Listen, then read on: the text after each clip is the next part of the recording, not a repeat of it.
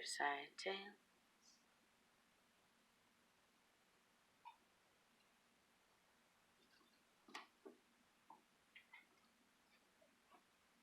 Hello, I'm Merlin Mililli. Welcome to my fireside.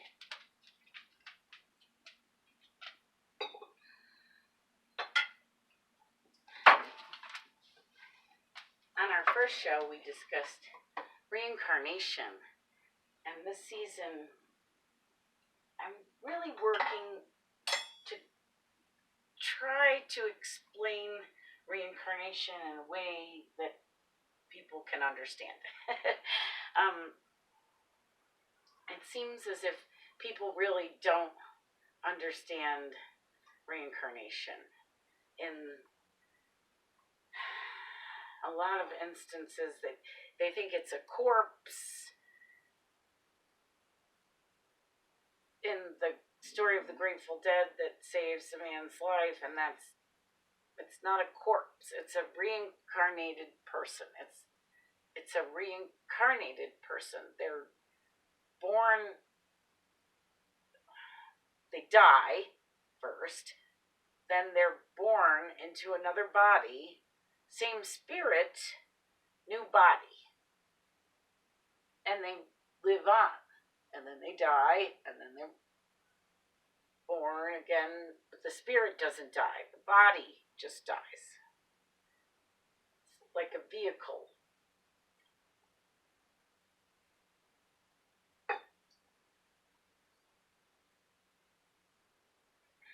Though, I also discussed on our first episode that there's a theory among the spirits in the spirit realm that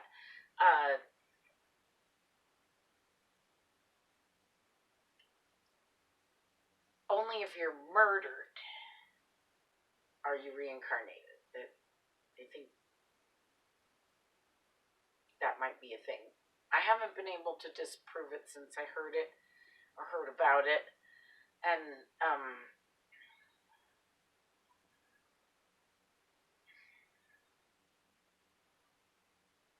the only life that I can remember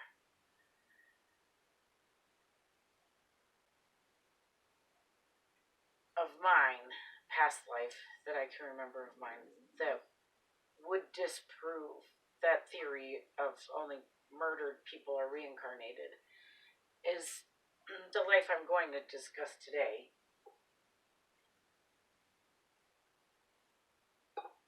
We're going to go back thousands of years, like I said last week, and we're going to Peru. But first, I think I'm going to make a tradition, at least this season, of starting the show with the story of the Grateful Dead from the Tibetan Book of the Dead, which is where they got their name, though apparently they stumbled upon a reference to the story in a Funkin' Wagnall's dictionary, of all things. So, the story of the Grateful Dead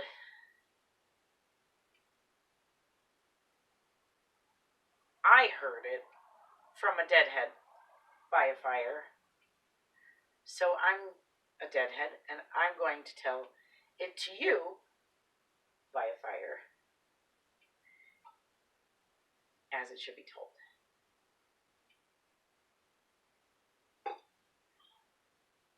There was once a traveler, and he happened upon a small crowd of people squabbling over a dead man's body. They were arguing over his debts, who was going to pay them, who was going to bury him, how was that going to happen, who was going to pay for it all. The traveler thought, that was disrespectful and that was atrocious. So he paid the dead man's debts.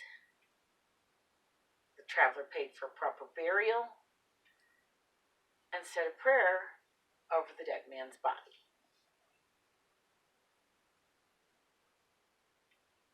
Buried body properly. Then many years later, the traveler happened upon a life or death situation, and this arm comes out of nowhere and saves his life. And he says to the person,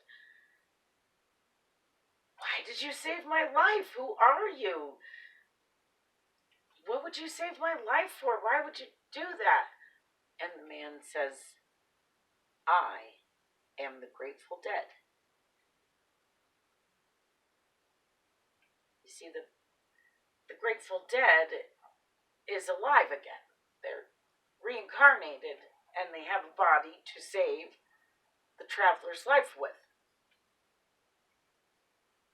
And they're grateful that the traveler saved their death. So they felt obliged to save his life. That's one of my favorite stories. So I don't mind telling it over and over again. And I'll fine tune it. And it'll be perfect by the end of the season.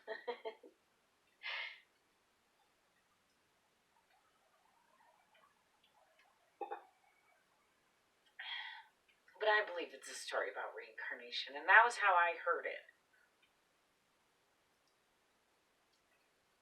I think I read the story many years ago from the Tibetan Book of the Dead, and it matched up pretty closely to what I had heard from a deadhead by fire. And I also explained in last week's show that I believe that I was Ron Pigpen McKernan in my last life. And I gave specific reasons why I think that last week. This week, I'd like to go way back to the first person I can recall being. And I'd like to explain again a little bit about the Akashic Records. I have access to a place called the Akashic Records. It's a meditative library. It's a library that you reach only by meditation. It's a metaphysical library. It's not a physical library.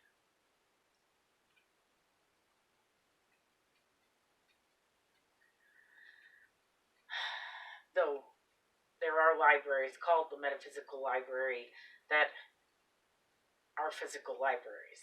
That's not what I'm talking about.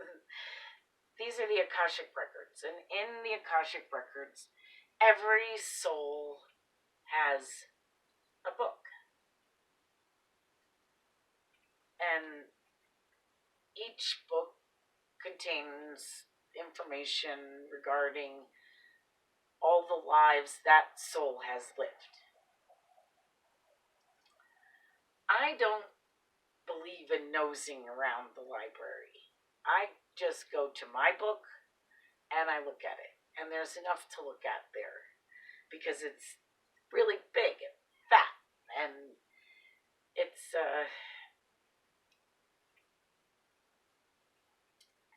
old and dusty. And there's plenty in there. So I never want for another book because I'm only there to learn about me, which is what this show is about. It's so everyone can learn about me in the same way that I've learned about me via reincarnation and who I've been. It's sort of like how you know where you're going via where you've been. Looking back at the map and saying, okay, we've been there, we've done that, we've seen this, we've seen that, and now it's time to move on to somewhere else.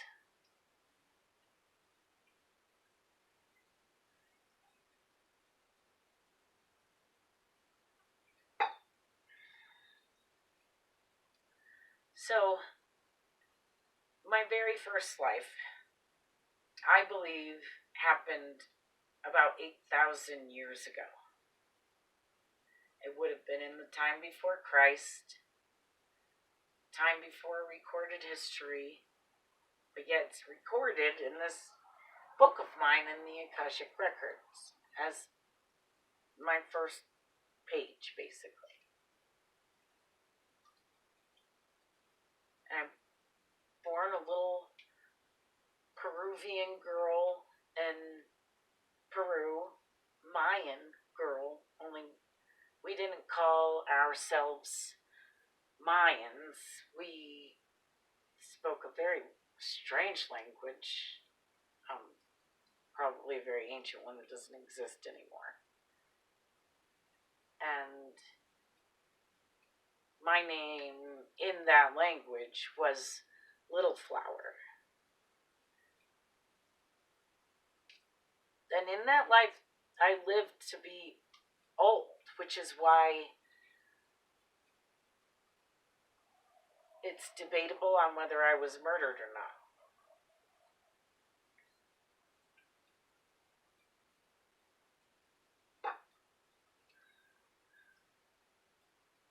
Nearly all of my other lives,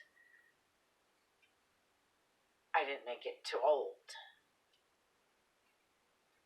Ron Pigpen McKernan died at 27, and that was one of the older ones.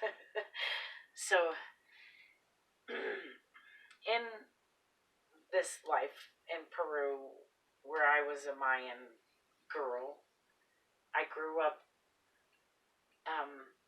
in a tribe. My father was the chief of the tribe, and his name was Eagle the Lucky. And he was deemed Eagle the Lucky because he found a whole lot of turquoise. And we mined it. We took it out of the earth and we made things out of it, mainly calendars. And I had a big hand in the calendars. Mayan calendar is kind of a big deal. And people thought, they all freaked out because of 2012. They thought things were all going to change in 2012. Everything was going to be over and there's a new cycle or whatever, or the world was going to end. And that's not what the Mayan calendars say at all. And for some reason, I can read them. No one else can read them. I don't have any problems knowing exactly what they say and mean, and do the calculations and everything. Why is that? I even found the error that most of humanity made by mistaking the Mayan calendar to end in 2012, because it ends in 2112. People often forget that first 100 years and to count it, but it counts, and it's there. There's an extra 100 years that they're missing, and it would figure the calendars out to come out to just come to an end in 2112. It's just the calendars. That was all they calculated to. It's not the end of the world that they're predicting. It's the end of the cycle. It's actually the end of our dark age and the beginning of a long golden age, supposedly. The golden age.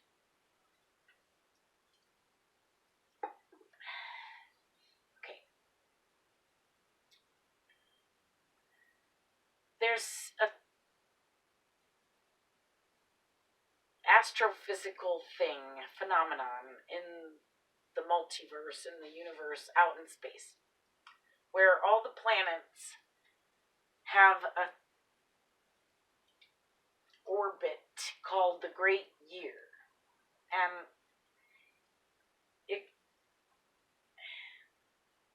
it's of my opinion that after studying astrophysics for many years, that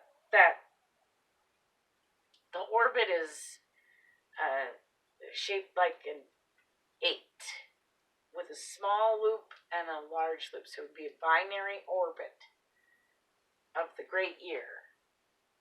Okay, when they talk about the year of Aquarius or the age of Aquarius, in that song from the 60s, the age of Aquarius is part of the Great Year.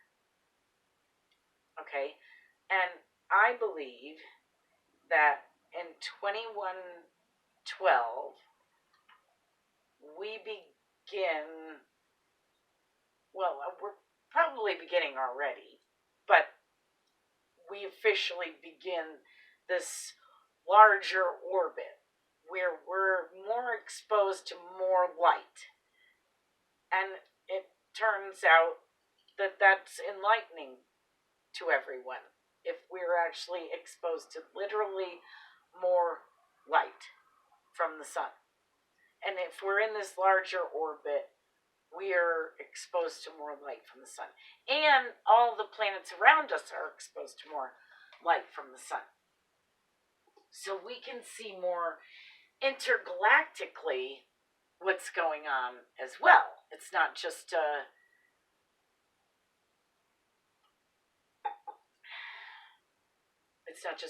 short-sighted view. The reason it's a golden age is because it's a very wide angle view.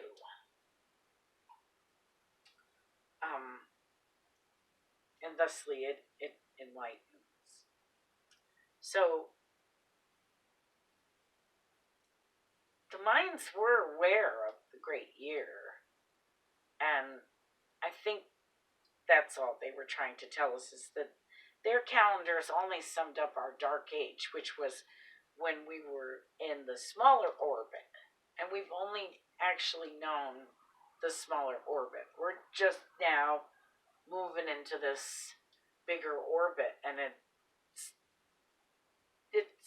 a little wonky. The planet is wonky, the people are wonky, the interstellar multiverse is a little wonky. Everything's a little weird because we're going through this intersection, basically, in the multiverse, in the universe, and out in space. And it's a complex intersection. There's a lot going on there. I think we took a hit, actually, and maybe that's why. I don't think there's a light at that intersection. And when I first moved here, actually, the sun used to come up only over there in the east. And now, for like half of the year, I can see it in this window. But for most of the time I lived here, I couldn't see the sunrise in this window. It's moved, which to me demonstrates that our Earth took a hit. I think we're at the intersection. We're trying to get across it so that we can get into our new orbit. And it's a difficult little trek.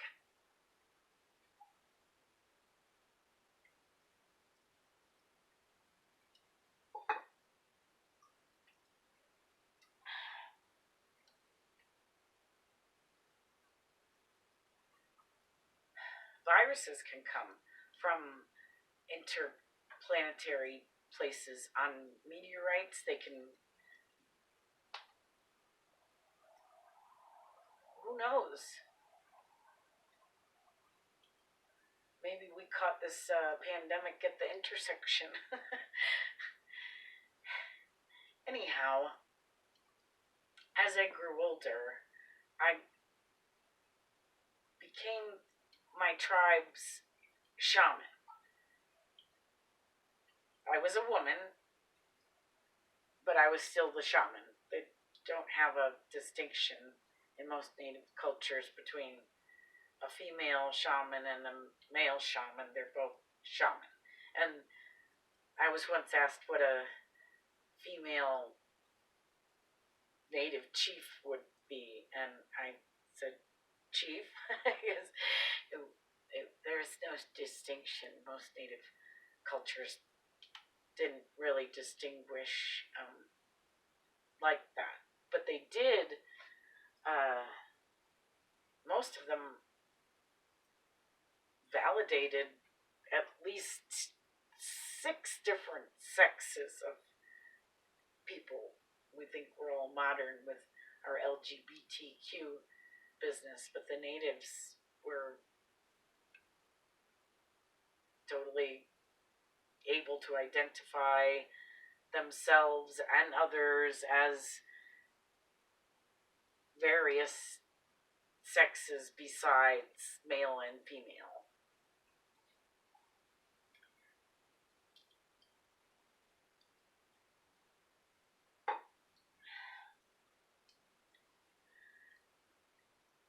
In the 80s and 90s, there were these Discovery Channel, History Channel, PBS, National Geographic type documentaries that came out that showed these Mayan ruins that had been discovered in Peru,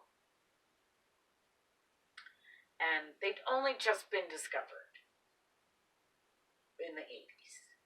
And when they were discovered, it was as if the people that were there simply disappeared.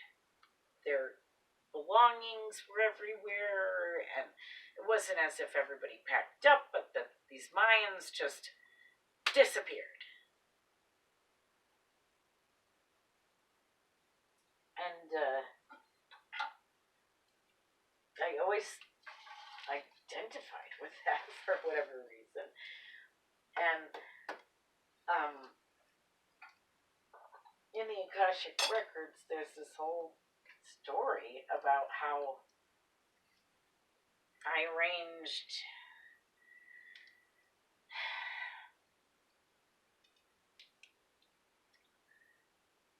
classes, I guess, ahead of time. But this was in ancient times, so I don't think classes really were a thing, but nonetheless, I can't think of a better word, where I trained my tribe in meditative exercises. And we went to this metaphysical place. It was meditative place only reached by meditation, and it's called the Hunt. Weird thing is this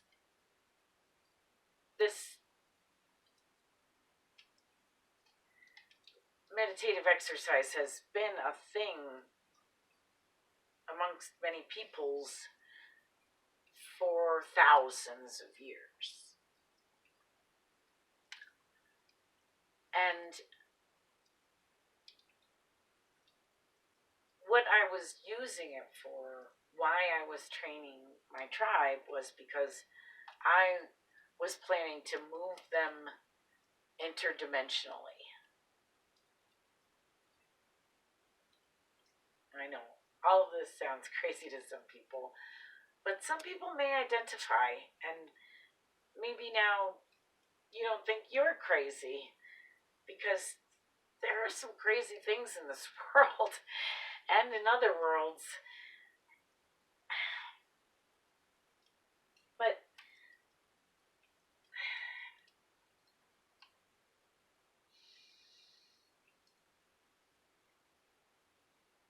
I planned to move my tribe because there was a rival tribe. war wasn't a thing or an option or something people did yet. This was my plan to heal my tribe.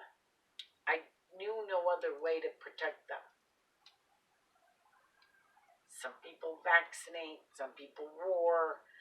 I was going to make my tribe disappear and move into another dimension. That was the plan. And apparently, judging by those documentaries in the 80s, it worked.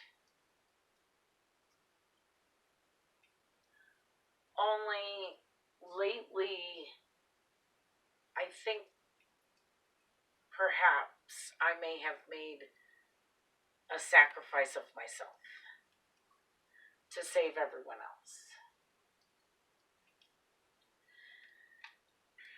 In this meditative exercise, the hunt, you have to survive.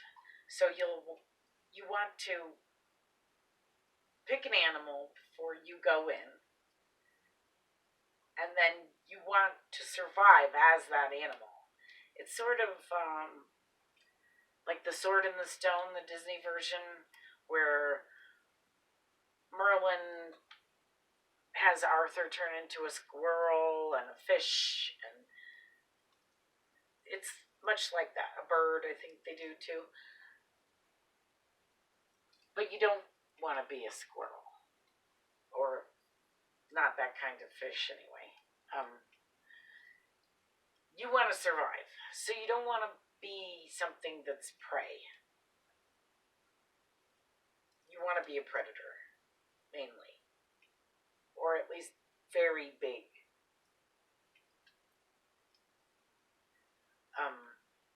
I've survived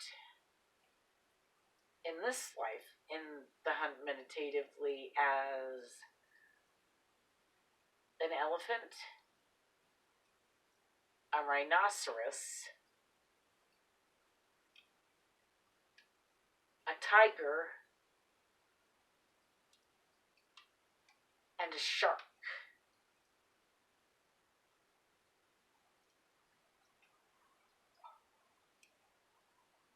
I think the shark was probably the most efficient. But you really need to learn that on your own.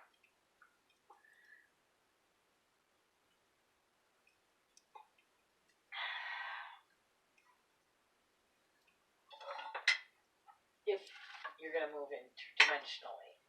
And there were some memories in my book where people moved, not me, but people tried to move from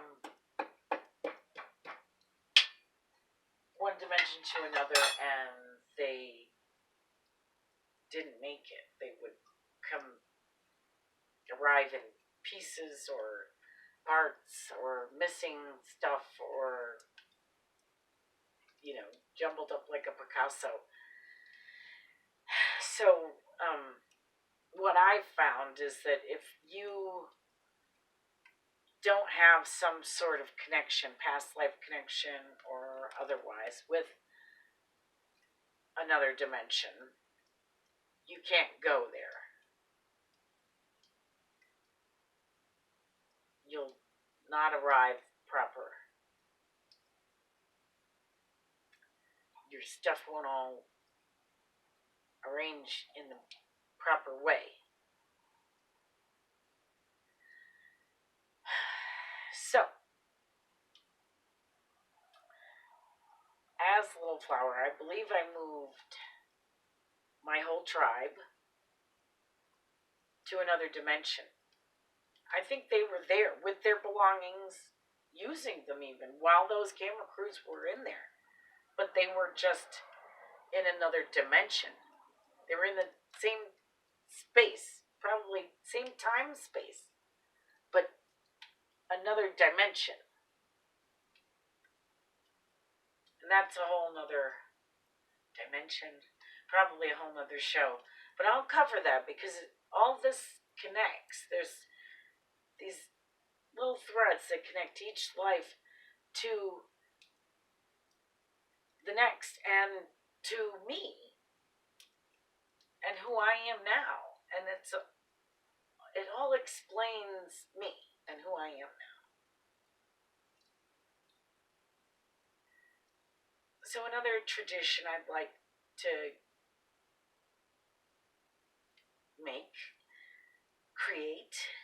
start here at Fireside Tales is the playing of Deja Vu. First episode I played it on just a regular acoustic guitar with an amplifier. But today I'm going to play it on my 12 string because I noticed that David Crosby plays it on the 12 string and he wrote it, and so I'm going to play it for you on the 12 string in just a moment. So stay with me, stay with us. We'll be right back.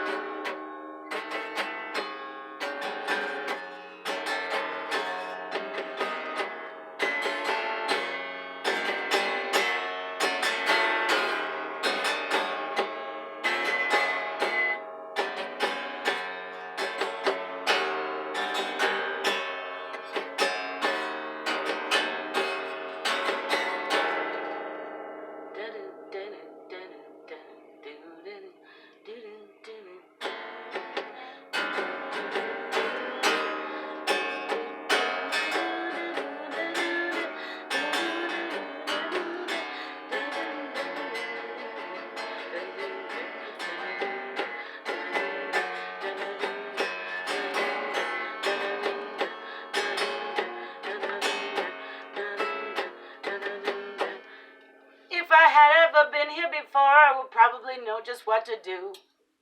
Don't you?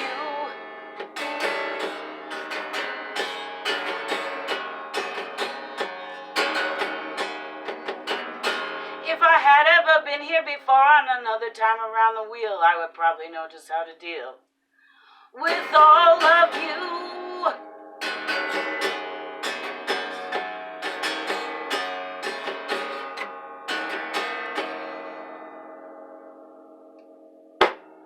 And I feel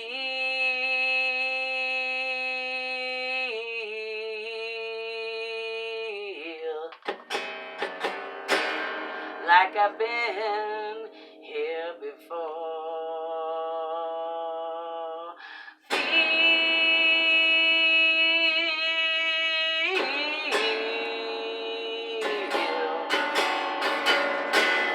like I've been here before, and you know, it makes me wonder what's going on under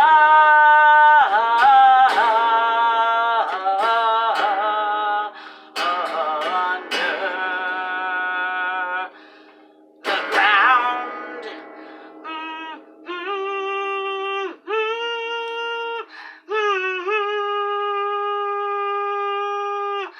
Do you know? Don't you wonder?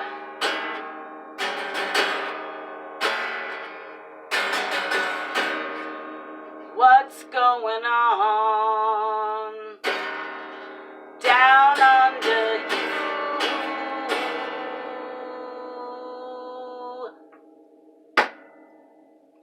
La da da, la da da, la da da da, la da da da da.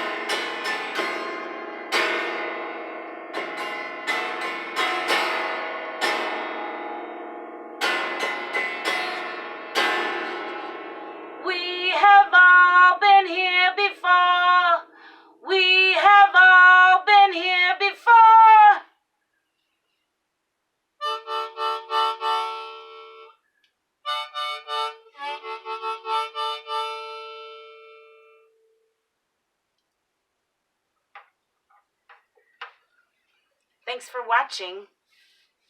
Join us next week when we go all the way back to ancient Egypt to discuss my life there.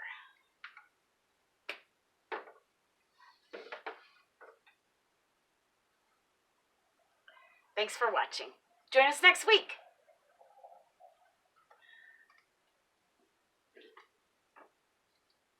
A Mililli Studios production.